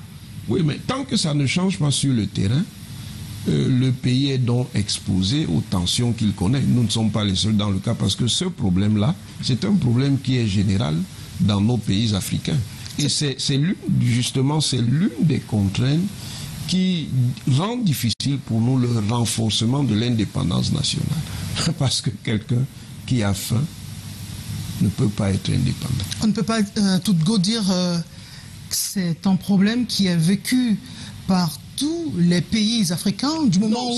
c'est une vérité. Du moment où les pays africains ne se valent pas sur le plan du potentiel. Qu'ils ne se valent pas, c'est un autre problème. Toujours est-il que pour un pays, il est essentiel de développer lui-même des capacités propres d'approvisionnement alimentaire. Parce que ça le rend moins dépendant économiquement des pays étrangers et ça renforce son autonomie nationale au plan politique. Ne sommes-nous pas et ce problème se pose. Et je vous dis, l'économie d'ouverture, ce que nous appelons la mondialisation, peut l'entretenir avec donc la logique qui consiste à faire que des lobbies, qu'ils soient externes ou internes, profitent de ces situations. Vous avez peut-être répondu, mais je voulais quand même insister sur... Vous trouverez ce problème. Au Nigeria, par exemple, on a découragé les importations du riz. Il n'y a pas d'importation là-bas? Au Nigeria, on a découragé l'importation... Je vais y arriver. Oui. Au Nigeria, on a découragé l'importation du riz en surtaxant. Oui. Une façon d'amener les importateurs, les opérateurs économiques à cultiver localement. Ça donne du travail. Vous savez aussi en même temps, vous savez en même temps qu'il y a des interdépendances internationales au plan commercial. Vous savez quelle est la norme commerciale au plan international, qui est le libre-échange. Quand vous commencez donc à surtaxer, vous êtes déjà dans une logique qui va dans le sens de ce qu'on appelle le protectionnisme. Or, le protectionnisme est l'évolution qui est découragée par les institutions économiques internationales en général et en particulier par l'Organisation mondiale du commerce. Si ça a contribué à accroître la production locale et à donner un peu plus à manger aux populations...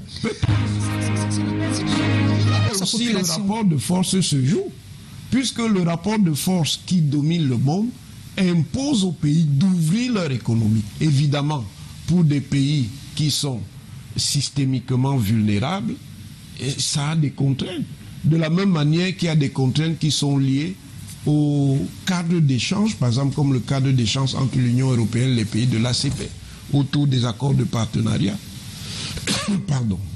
Est-ce qu'on ne peut pas à un moment donné s'affranchir des mesures de ces institutions internationales quand ces mesures ne nous sont pas bénéfiques? Oui, mais le problème donc qui se pose toujours, hein, c'est le cercle vicieux, c'est le problème de la puissance. Pour s'affranchir, il faut constituer un niveau de puissance qui puisse vous permettre de vous affranchir. Sinon, comme on dit dans les quartiers camerounais, vous courez dans le sac.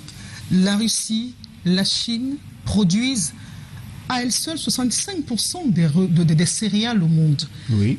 Pas parce qu'elles ont à elles seules les meilleures terres. Ce ne sont pas n'importe quel pays. C'est des pays qui ont ce sont des pays qui ont un certain poids structurel au niveau mondial. Et nous n'en avons malheureusement pas l'équivalent en Afrique. Est-ce que ce n'est pas davantage de l'inertie, un certain laxisme au niveau de nos politiques? Non, il y a peut-être de cela. Et ou de l'impunité aussi. Non, il y a peut-être de cela. Vous avez fait le diagnostic vous-même tout à l'heure. Oui, je dis il y a peut-être de cela, mais ça ne suffit pas. Il y a aussi ces contraintes-là.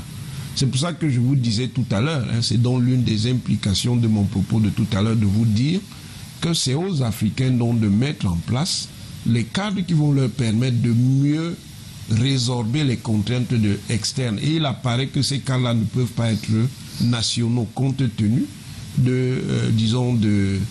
du caractère modeste pour le dire de manière diplomatique. Je vais davantage m'attarder sur ce qui ne dépend pas des autres. Parce que la guerre de la Russie, la crise sanitaire à coronavirus se présente finalement comme un bon prétexte pour justifier certaines pratiques. Ce sont certainement des éléments conjoncturels. Mathias, avant même cette crise, l'accès à la déjà terre, d'autres contraintes. L'accès à la terre ne dépend pas de la crise russo-ukrainienne ou encore de la Covid-19. Vous parlez d'accès à la terre. Là-bas même, il y a des contraintes. Justement, l'Afrique en général et tous les pays, beaucoup de pays en tout cas, est confronté à la question de l'accaparement des terres. Selon une double logique, nous restons pour les nationaux. Interne d'accaparement et en même temps une logique externe d'accaparement aussi. Le président de la République encourage les jeunes à cultiver la terre. La terre apporte au moins 20 à 25% à notre PIB. Mais quand vous parcourez le Cameroun, il y a des terres à perte de vue qui ne sont pas exploitées. Mais on a envie de se demander... Parce que pour exploiter la terre, évidemment, il faut des moyens. Quelles sont les politiques? Il faut des moyens pour... Est-ce qu'on ne peut pas revoir les politiques foncières pour permettre aux jeunes Camerounais d'accéder à la terre et à cultiver? Oui, mais maintenant, si on conçoit des politiques foncières, là aussi, il y a toujours un certain nombre de contraintes à gérer. Est-ce qu'il ne faut pas les dévisser pour permettre à ceux qui sont dans le besoin d'en profiter? Peut-être, mais vous savez évidemment que si même on entre dans cette logique, ce sera une logique stratifiée, c'est-à-dire une logique inégalitaire. C'est-à-dire c'est encore les acteurs de la société qui ont le plus de moyens et qui auront le plus de chances de s'approprier les terres. Alors, dans le reportage d'Aimé Catherine Moukouri, on a parlé de cette inflation que subissent particulièrement les ménagères. Moi, j'en suis une. C'est de plus en plus difficile de faire le ménage. Que répondez-vous à ceux qui soutiennent mordicus que l'État camerounais a abandonné les consommateurs dans la mesure où la vie est de plus en plus chère? La loi de finances 2023 consacre une vie encore plus chère en 2023 dans les pays qui n'ont pas forcément le même niveau de développement que le Cameroun. Je cite le Togo et le Bénin. Les salaires ont été augmentés tant pour le secteur privé que pour le secteur public. Mais au Cameroun, rien. Non, c'est pas comme ça qu'il faut voir les choses. On va voir les choses comment? Il faut voir les choses compte tenu des données précises de tous les types de situations. Ce n'est pas parce qu'on a augmenté les salaires dans un pays africain, même qui vous paraît d'être d'un statut économique moins important que le Cameroun, ça signifie que le Cameroun aussi va se lever comme ça, augmenter les salaires. Est-ce qu'ils ont déjà, si on prend le secteur public, la même taille en ce qui concerne les personnels qui sont recrutés par les administrations publiques, mais aussi dans le secteur parapublic? Certainement pas. Est-ce qu'ils ont également la même structuration en ce qui concerne l'économie, entre le rapport entre secteur public, secteur privé et même ce qu'on appelle les secteurs ou le secteur informel. Certainement pas. C'est sur la base de ces données qu'on peut aller dans le sens d'accroître ou pas les salaires, mais il ne suffit pas de dire que bon, dans tel pays, on a augmenté les salaires pour que nous aussi on soit en mesure de le faire. Dans tous les États du monde qui subissent cette crise russo-ukrainienne, il y a des allègements. On ne dira pas que le Cameroun n'a rien fait. Et alors, est-ce que le Cameroun n'a rien fait? On ne dira pas qu'il n'a rien fait. Pour l'année 2023, ça crie de partout, les experts regardent les voyants au rouge. Oui, j'aimerais justement, permettez que je pose la question. Oui. Comment s'en sortir en 2023 au Cameroun quand les services de l'État sont de plus en plus chers, je parle des taxes et autres, alors qu'à côté, le pouvoir d'achat des Camerounais ne s'est pas amélioré. Comment on s'en sort? Madame, la gestion d'un État, c'est la gestion d'équilibre entre différents segments et différents secteurs. Je suis d'accord. Voilà. Donc, j'ai souvent l'habitude de dire aux Camerounais que le jeu qui consiste à entretenir ou à produire des crises est un jeu dangereux. Parce que les ressources qui sont consacrées à éteindre le feu dans les crises, si vous permettez l'expression, ce sont des ressources qui ne vont pas servir à des choses qui me semblent plus utiles. On parle ici d'approvisionnement alimentaire, d'agriculture. Ce sont des ressources qu'on peut utiliser en matière d'éducation, de renforcement donc de la pénétration éducative dans le pays. Ce sont des ressources qu'on peut utiliser en matière de consolidation du système de santé, dont chaque pays gère en fonction de ses équilibres. Et nous consacrons beaucoup d'argent pour faire face aux questions sécuritaires, parce que l'État doit protéger la souveraineté nationale contre ces différentes attaques. Ça a un coût et ça a un poids. Il faut donc que l'État, à la fois capable de faire face à cela, continue à avoir les ressources qui vont lui permettre de s'occuper des autres secteurs. En même temps, on a donc une conjoncture internationale difficile, oui, qui ne s'applique pas qu'à nous, qui s'applique à beaucoup d'autres pays, pas seulement aux pays africains. Même les grands pays, entre guillemets, ont leurs propres contraintes de ce point de vue. Donc, à un moment donné, avec ces contraintes-là, l'une des voies, je ne dis pas que ce soit une voie absolument optimale, c'est d'accroître les prélèvements pour que l'État ait les moyens de continuer à agir dans les autres secteurs. D'aucuns voient la guerre ou le prétexte de la guerre comme... Ce n'est pas un prétexte, la guerre est là. Avant la guerre, la vie était tout aussi difficile. Non, elle n'était pas aussi difficile. Et qu'à chaque fois, on cherche un prétexte. La preuve qu'elle n'était pas aussi difficile, même si elle était contraignante. J'ai une question d'un téléspectateur sur la question qu'il accuse l'État d'être gourmand dans la consommation du budget et qu'il faut absolument réduire le train de vie de l'État. Parce que jusqu'ici, à l'évidence, on a l'impression que c'est le petit contribuable qui doit retrousser les manches, se serrer davantage la ceinture pour que l'État puisse avancer. Est-ce qu'il n'est pas temps de revoir le train de vie de l'État? Attendez, il ne faut pas qu'on mélange les questions. Oui. Évidemment, quand l'État augmente les prélèvements, ça pèse sur les contribuables. Oui. Quelles que soient les catégories de contribuables. Ça pèse même beaucoup plus, en réalité, sur les gros contribuables. Parce que c'est eux qui font essentiellement l'effort d'apporter les ressources que l'État acquiert par le prélèvement. Évidemment, ça pèse aussi sur les petits contribuables parce qu'évidemment, leurs moyens sont limités. D'accord. Maintenant, le train de vie de l'État. Bien entendu, si un pays est dans une situation où il fait face à de fortes contraintes, la logique, c'est que l'État ne se montre pas inutilement dépensier. C'est que l'État lui-même fasse preuve d'une certaine capacité de rigueur et d'austérité. Là, je suis d'accord. Maintenant, pour le traduire, on peut le traduire de différentes manières. On peut le traduire de façon financière. Il y a également des actions en matière de gouvernance, de lutte contre la corruption, contre ce que vous avez appelé l'impunité. Alors, Mathias Eric Owonangini, dans ce reportage que nous a proposé Alain Ghislain Kanga à sa chute, on parlait de l'affaire Glencore, où à nouveau le Cameroun a été cité dans un autre scandale de corruption. L'opération Épervier On n'a pas vu les serres de l'épervier s'agiter beaucoup plus sur cette question. C'est resté un peu plus tranquille. Comment on explique ça? D'abord, sur l'affaire Glencore, il faut en avoir une lecture beaucoup plus subtile et beaucoup plus complexe. Ne pas voir simplement des choses qui sont immédiates. C'est une affaire de corruption internationale. C'est une affaire qui concerne d'abord un grand opérateur pétrolier.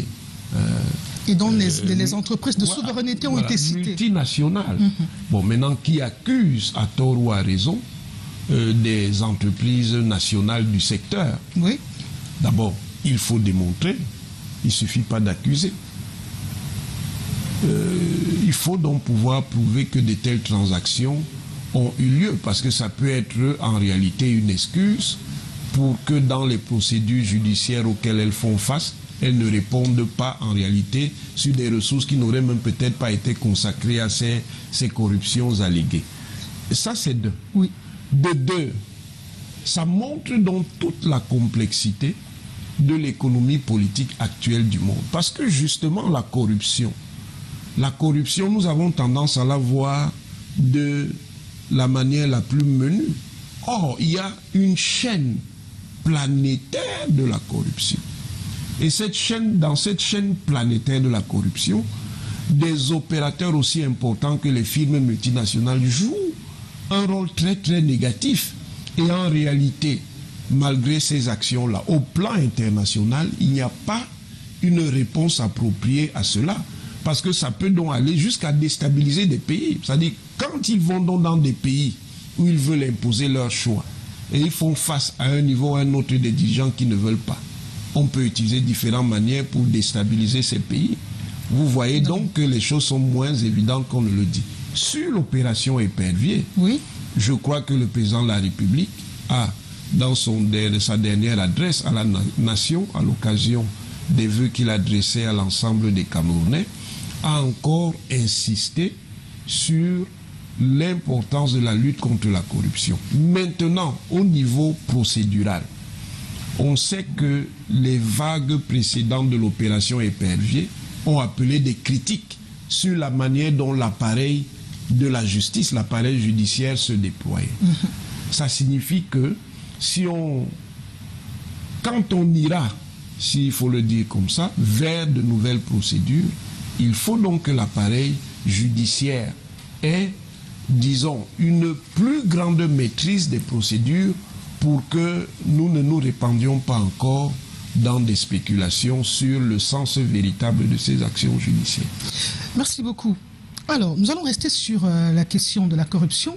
Le dernier rapport de la CONAC, la Commission nationale anticorruption, nous a fait savoir que sur les 10 dernières années, plusieurs milliers de dollars, non, plusieurs milliers de francs CFA ont été distraits du fait de la corruption.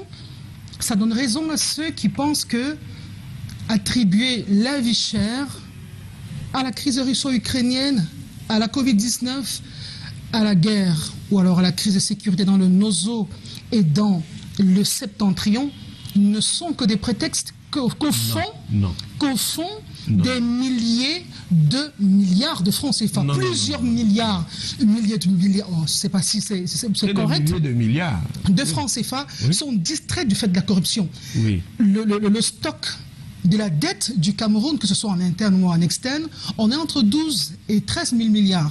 Or, si vous avez distrait 10 000 milliards de francs CFA en 10 ans, cet argent aurait pu suffire à résoudre les problèmes de souveraineté, les problèmes de développement basique, non?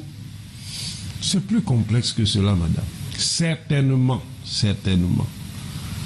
toutes ces actions en termes de corruption ont des effets négatifs, c'est évident, sur le niveau de développement national. D'accord. Ils n'ont pas seulement, ces actions n'ont pas seulement un effet négatif sur le niveau de développement national, elles ont aussi un effet négatif sur la conscience républicaine. D'accord. Mais pour autant, ça ne diminue pas l'importance des contraintes qui sont liées, par exemple, à la gestion des crises sécuritaires. Cet argent aurait quand même pu amortir le choc. Nous sommes d'accord. Mais ça pose donc le problème de la responsabilité. Responsabilité institutionnelle, mais aussi responsabilité citoyenne. D'où le discours récurrent du président de la République sur le civisme. Parce que c'est facile, quand on parle des problèmes de corruption et de, entre guillemets, malgouvernance, d'indexer les appareils institutionnels. Mais derrière les appareils institutionnels, d'une manière ou d'une autre, il y a des citoyens. Il ne vous a pas échappé le problème des lignes 65 et 94. En parlant donc de choses qui affectent le développement national, oui, il faut également voir le rapport que nous-mêmes avons avec les institutions. Parce que l'économie nationale perd aussi beaucoup de ressources pour le développement qui sont liées à l'explosion de l'informalité économique. Parce que les gens fuient tout prélèvement.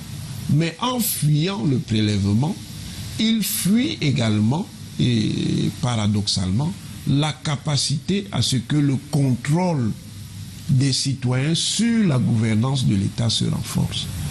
En 2022, on a davantage parlé du rapport ou alors des comptes rendus de l'utilisation des lignes 65 et 94. Oui. Quels commentaires en avez-vous fait et quelles conclusions tirées à court terme? D'abord, pour ce qui concerne les enquêtes des diverses institutions de l'État sur ces affaires, ces enquêtes ne sont pas achevées. Mais sur la base d'un certain nombre d'éléments, ça met en question la façon dont les ressources budgétaires inscrites dans ces lignes sont effectivement utilisées. Bien. Dans un regard simpliste, encore une fois, avec souvent des penchants populistes, on crierait en disant bon, la corruption, tous pourris, d'accord. Mais ce qu'on ne voit pas, c'est que là, on entre dans un processus de transformation de la gestion publique qui permet ce qui n'existait pas autrefois. C'est-à-dire que ces abus-là soient identifiés. Et ça, c'est un progrès sur lequel nous n'insistons pas suffisamment. Autrefois, il pouvait y avoir des abus, et même des abus du même ordre, mais on ne les connaissait pas. À partir du moment où on commence déjà à avoir des informations, c'est qu'on est en train de progresser. Bien sûr, ça ne suffit pas. Il va donc falloir mettre en place des solutions pour que ces formes d'inconduite-là soient sanctionnées. Et 2022 encore a été marqué par l'affaire Covid-Gate. On en a beaucoup parlé, Can-Gate et bien d'autres choses. Que répondez-vous à ceux qui soutiennent mordicus que le Cameroun, c'est un pays d'éléphants blancs, en parlant de Can-Gate, de Covid-19, de Covid-Gate, etc. Et des infrastructures de développement comme les grands barrages du précédent septennat qui ont été très annoncés, très attendus. Au final, ceux qui disent le Cameroun, c'est un pays d'éléphants blancs, ont-ils tort? Ils n'ont peut-être pas tort, mais encore une fois, moi j'aime les analyses complexes. Pour ce qui concerne les éléphants blancs, s'ils avaient une véritable connaissance de l'histoire économique du Cameroun, ils sauraient déjà que ce n'est pas la première fois en ce qui concerne ce type de situation. Simplement, c'est que peut-être nous n'avons pas tiré les leçons appropriées des épisodes précédents. Parce que cette problématique des éléphants blancs, elle commence dans la deuxième moitié des années 70, entre la deuxième moitié des années 1970 et la première moitié des années 1980, où on voit que certains projets de développement n'ont pas été bien dimensionnés.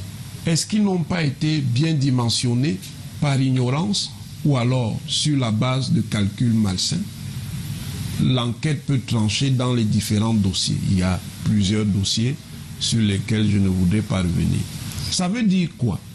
Ça veut dire que nous devons apprendre à tirer les leçons des défaillances que nous avons eues dans le passé et être capable de mettre en place les solutions qui vont prévenir que de telles défaillances se manifestent à nouveau. Vous reconnaissez implicitement qu'il y a eu des éléphants blancs, Candgate, les barrages et plusieurs autres infrastructures.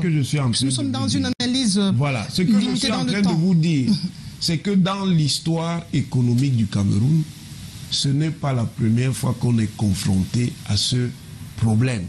Les mêmes causes produisent les mêmes effets. Voilà. L'une des raisons étant notre niveau limité, je ne dis pas inexistant, je dis limité, d'expertise dans l'analyse préalable de la faisabilité de ces différents projets structurels ou structurants. Et quand on aligne les échecs, selon votre analyse, ce n'est pas la première fois qu'on a affaire aux éléphants blancs. Quand ça devient successif, qu'est-ce qu'on fait? On continue? Ça signifie quoi? Ça signifie que nous devons d'abord avoir conscience de ce que nous avons déjà été confrontés à de tels épisodes. Si nous venons à être confrontés à nouveau de tels épisodes, ça veut dire que nous n'avons pas identifié les conséquences, les bonnes leçons et surtout préparer les bonnes solutions. Ça veut dire donc qu'à l'occasion, il faut se demander à chaque fois qu'on met en place des projets de ce type, qu'est-ce que ça peut produire si ce n'est pas bien monté, ou qu'est-ce que ça peut produire si ce n'est pas bien géré, bien managé. Est-ce qu'il n'y a pas l'urgence d'un changement d'homme? Non, c'est le changement d'homme en soi. Ce sont les hommes qui conçoivent la stratégie. Là, je ne suis pas du tout d'accord. Ce sont ces éléments superficiels que nous faisons valoir. On peut changer les hommes, d'accord. Mais vous pouvez changer les hommes sans changer les comportements. Ce qui est important, c'est de changer les comportements. Parce que si le même homme répète la même faute, non, je dis, on ne va pas rester condamné à l'attendre. Ce n'est pas en changeant les hommes qu'on aura de meilleurs résultats. Si on n'a pas changé la probabilité d'avoir ce n'est pas sûr, madame. Ce n'est pas sûr. Mais on ne peut rien avoir si on n'essaye pas autre chose. Non, il ne suffit pas de dire. On a vu, il y a l'histoire africaine parle. On a vu des pays en Afrique, je ne vais pas les citer, on a eu des alternances sans que ça change les mécanismes de gouvernance. Mais ça a aussi changé ailleurs. Non, où? Ça a changé ailleurs. Non madame, moi je vais vous dire une chose. Le problème de l'Afrique, on a parlé de l'Afrique depuis les années d'indépendance.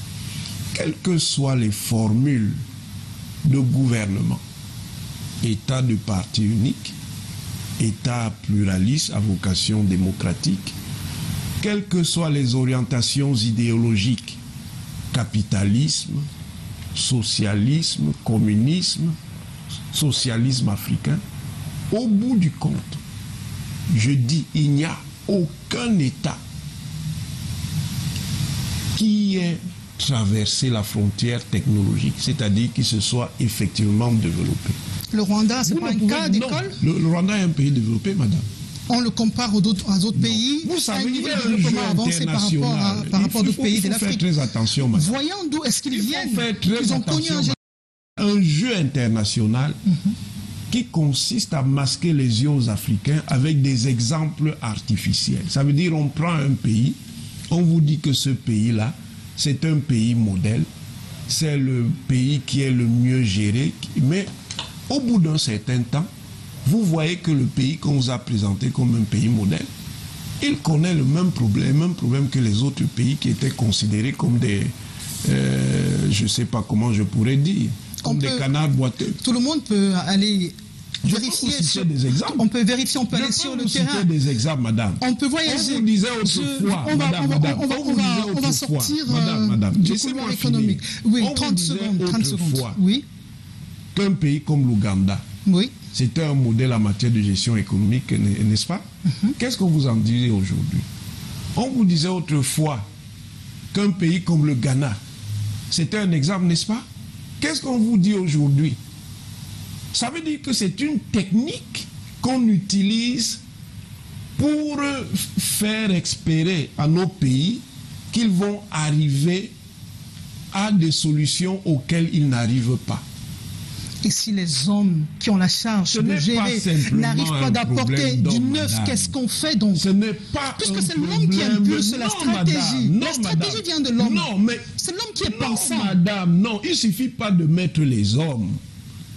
Il faut encore que ces hommes soient dotés d'une certaine capacité, d'une certaine perspicacité. Et il faut encore qu'il y ait un certain type de structure qui permette à ces leaderships d'avancer. Merci beaucoup. C'est entendu, Mathias Eriko Onanguini. Nous allons nous intéresser à la rétro-société qui a marqué l'année 2022 au Cameroun. Beaucoup d'âmes, beaucoup de larmes ont coulé, des accidents de la circulation, quoique à taux réduit, mais beaucoup de faits divers. Je vous propose cette succession de reportages de David Sanjo et d'Arnaud Guefak.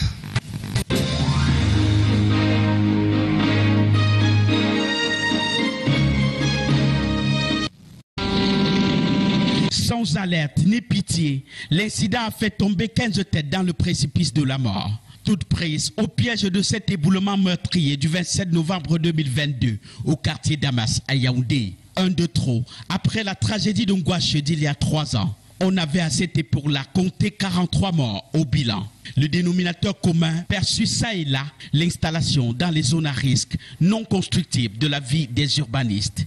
S'installer sur des collines instables quand ce ne sont pas des capricieux marécages présagent à ces dramatiques scènes.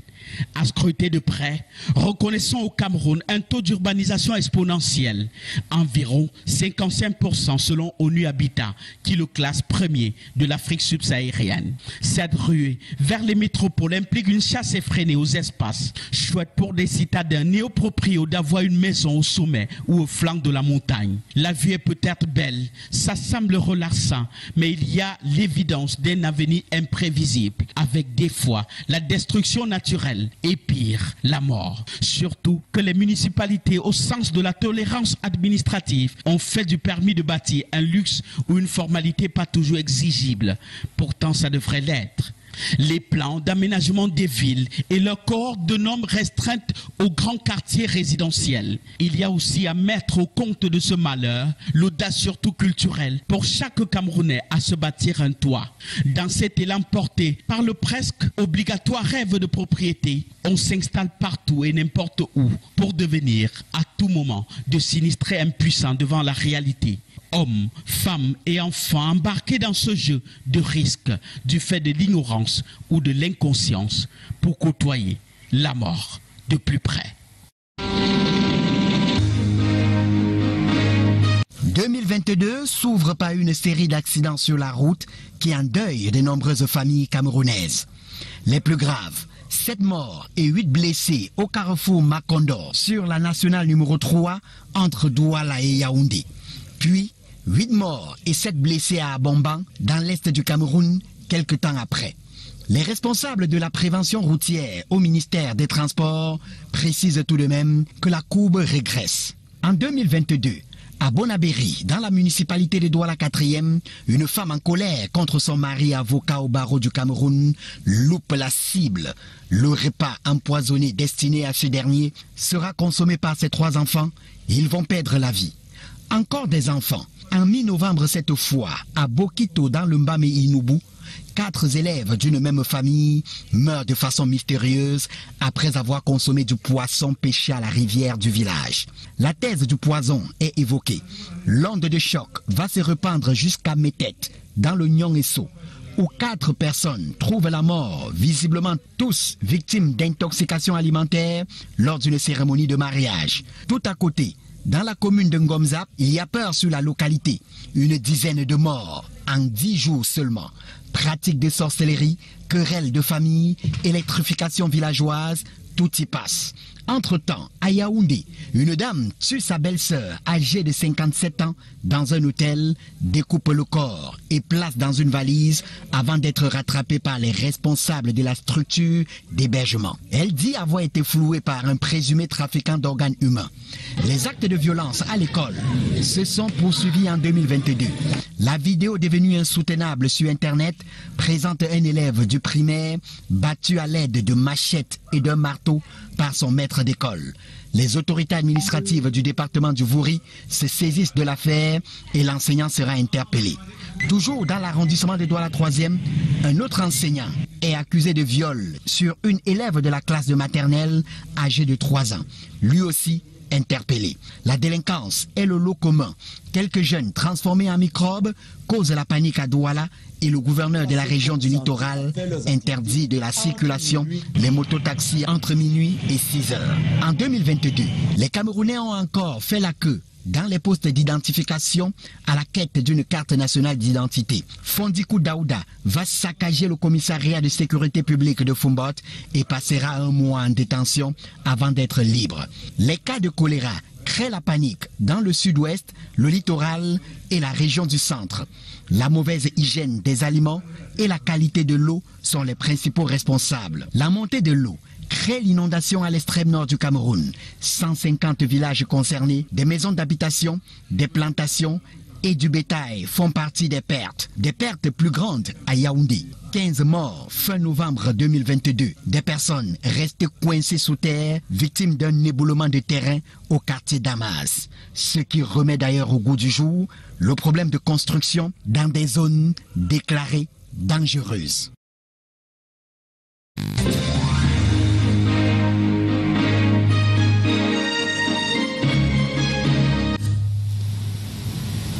Alors, on va noter sommairement les empoisonnements, les crimes passionnels, les élèves qui assassinent leurs enseignants, les enseignants qui torturent leurs élèves, la quête de l'argent à tout prix, l'incivisme foncière.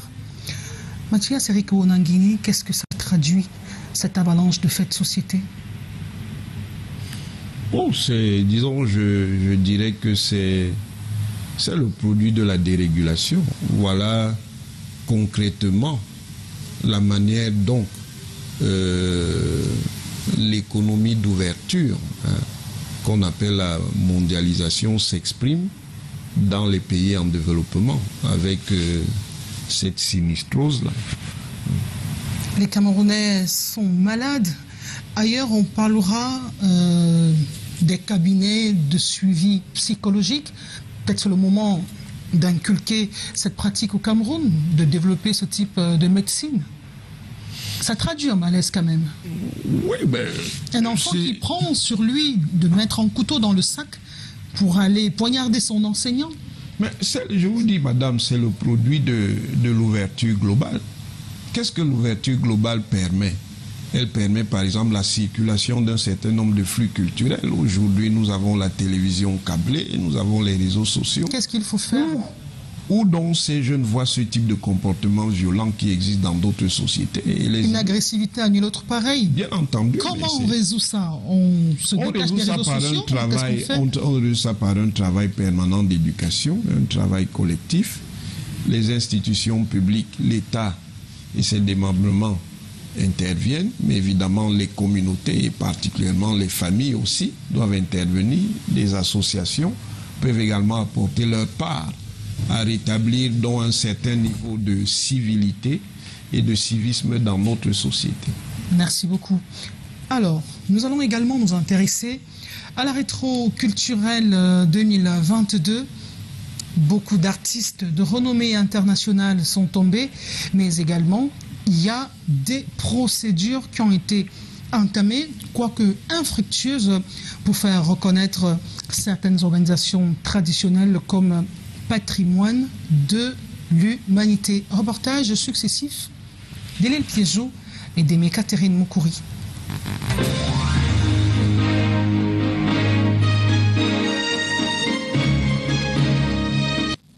Originaire original et spectaculaire. Deux mots qui résument parfaitement le concept sur la route des chefferies du Cameroun, tenu en 2022 à Paris.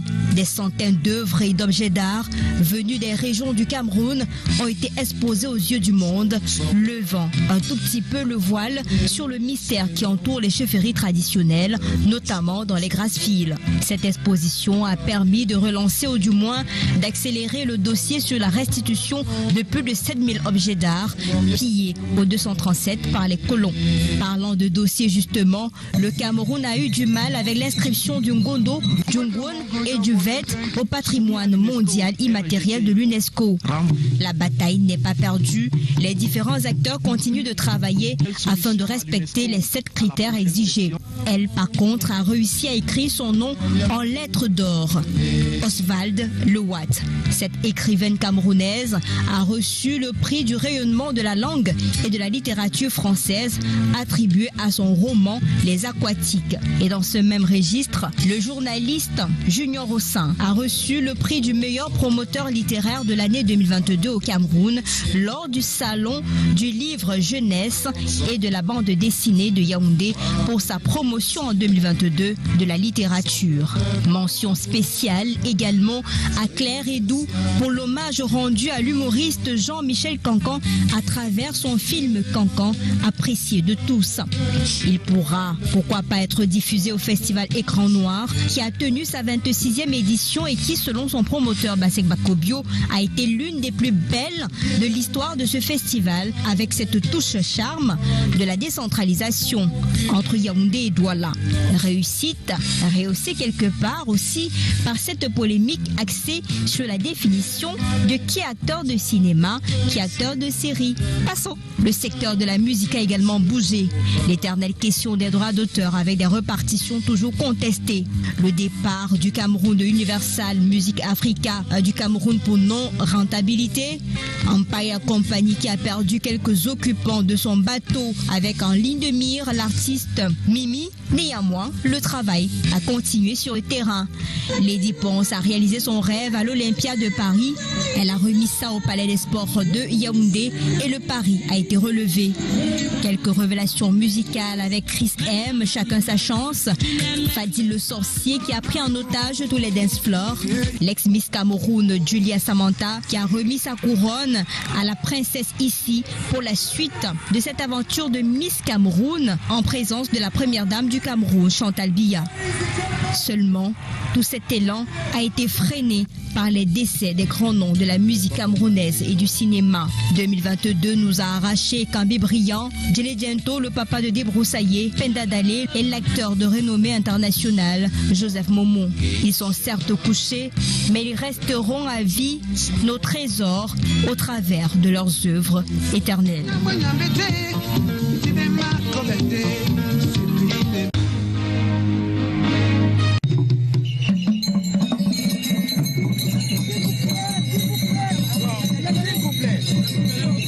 Près de 3 ans d'attente, c'est définitivement un livre à plusieurs chapitres.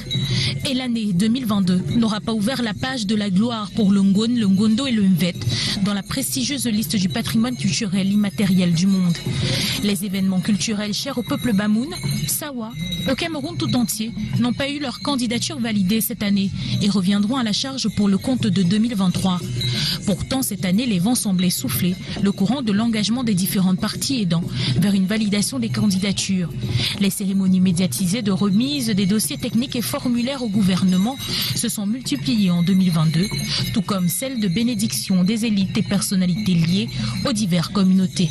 Elles ont drainé de nombreux espoirs, cependant il en faut plus pour être adoublé par le monde, notamment des précisions techniques dans la constitution des dossiers que le Cameroun continue d'apprendre, comme ce fut le cas pour le ministre de la Culture en juillet 2022. Pour rappel, le Ngwon, grand festival rituel de gouvernance traditionnelle Bamoun, c'est 5 siècles d'existence, 5 siècles d'histoire d'un peuple fier qui a bravé les interdits étrangers pendant 8 décennies en 1920 pour continuer de célébrer tambour battant dans les années 90 jusqu'à présent. Comme le Ngondo qui a lui bravé les interdits locaux, cette fois pour demeurer la fête traditionnelle de l'eau autour de laquelle les peuples côtiers viennent célébrer et prendre un message précieux. Voilà donc plus que des festivités banales, des identités qui, à défaut de se voir enfin inscrits auprès d'autres valeurs estimées par l'UNESCO comme la baguette française ou le savoir-faire du rhum léger cubain, devraient dès maintenant célébrer de manière générale et spéciale pour être sûr d'exister à jamais sur le plan local.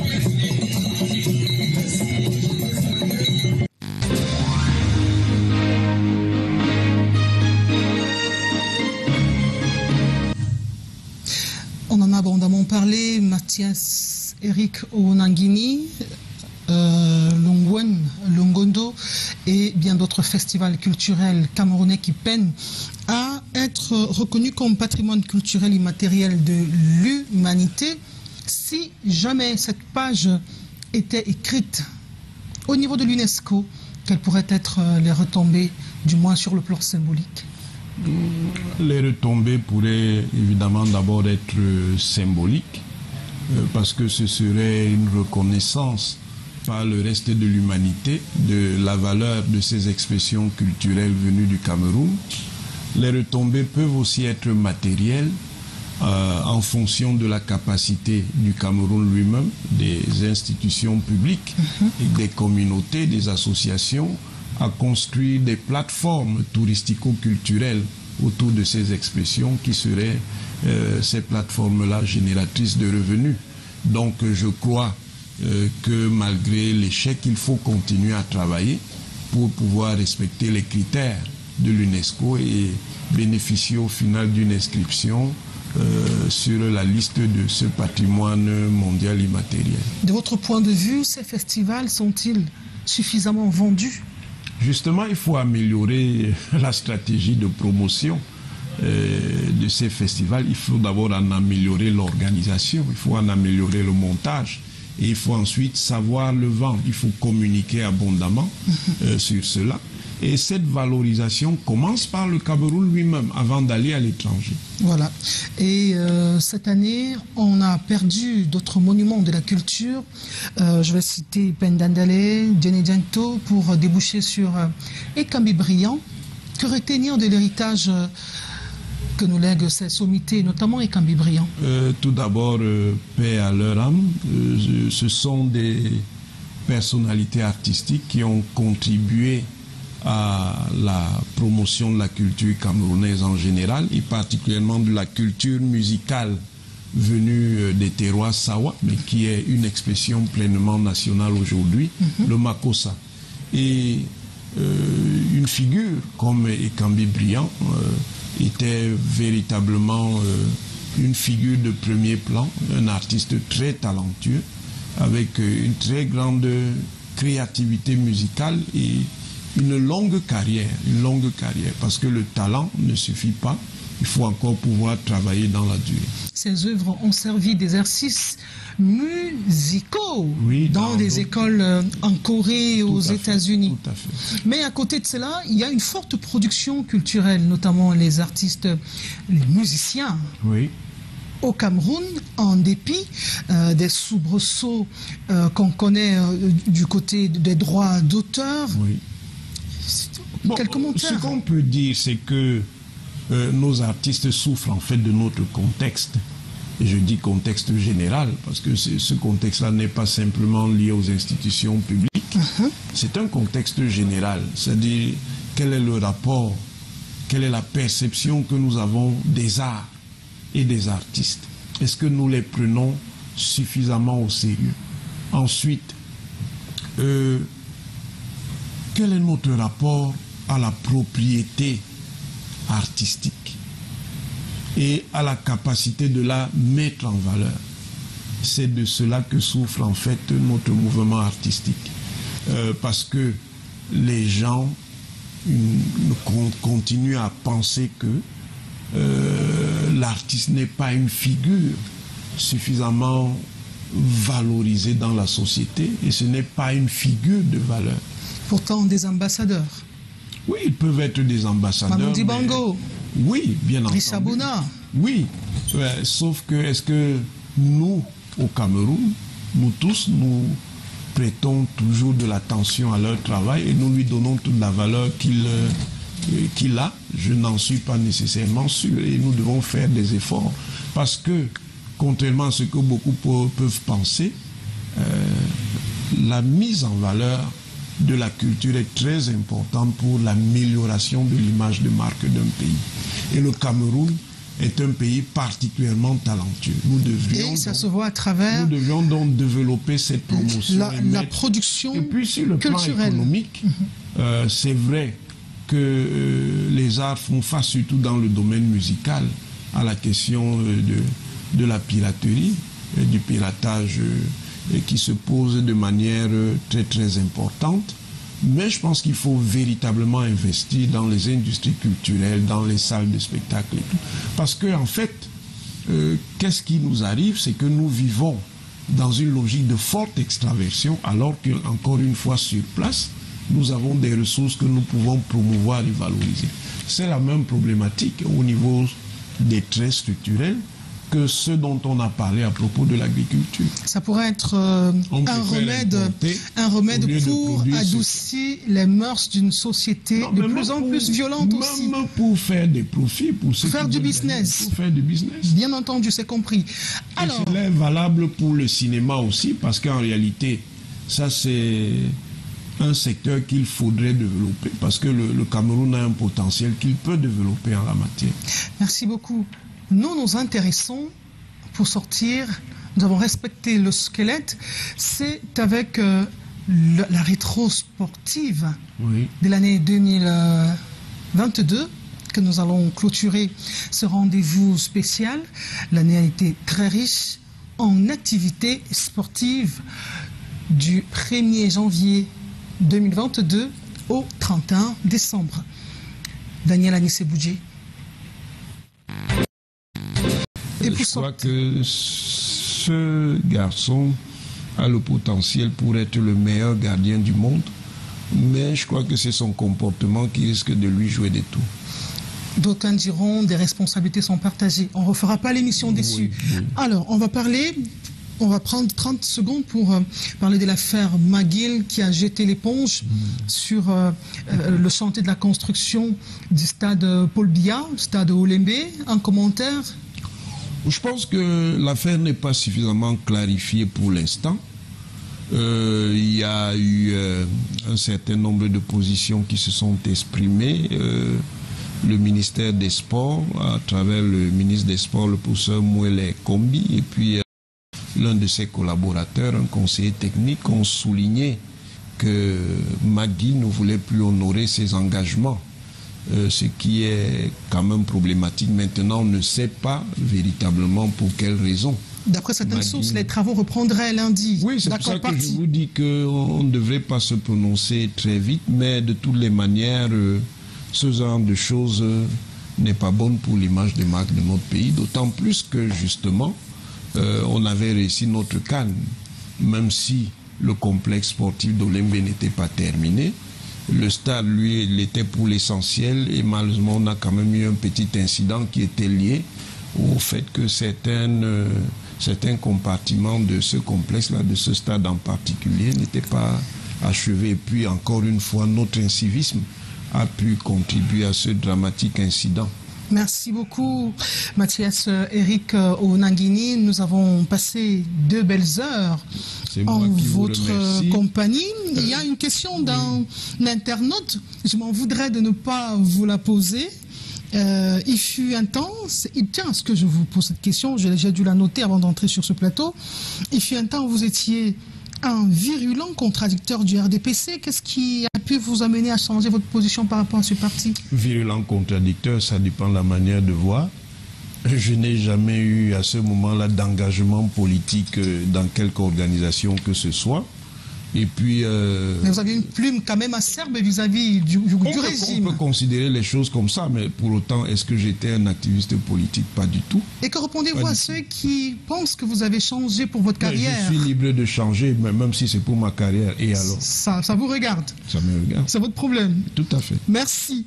Mesdames, Messieurs, ce sera la fin de cette édition spéciale consacrée à la rétrospective de l'année 2022. Nous avons été très heureux d'être des vôtres en 2 éditions, acte 1 et acte 2 qui se terminent. Merci à la technique Thierry Canto de l'autre côté de l'appareil. Merci à Mathias Eric Ounangini, politologue, recteur de l'université, vice-recteur. C'est ce que je vous souhaite d'ailleurs, c'est tout le mal que je vous souhaite d'ailleurs. Vice-recteur de l'université de Yaoundé 1 en charge de la recherche, de la coopération et des relations avec le monde des entreprises. Merci d'être venu. Je vous en prie. Mesdames, Messieurs, à très bientôt pour une autre édition de la rétrospective de l'information sur Canal 2 International. Et surtout, merci à la rédaction.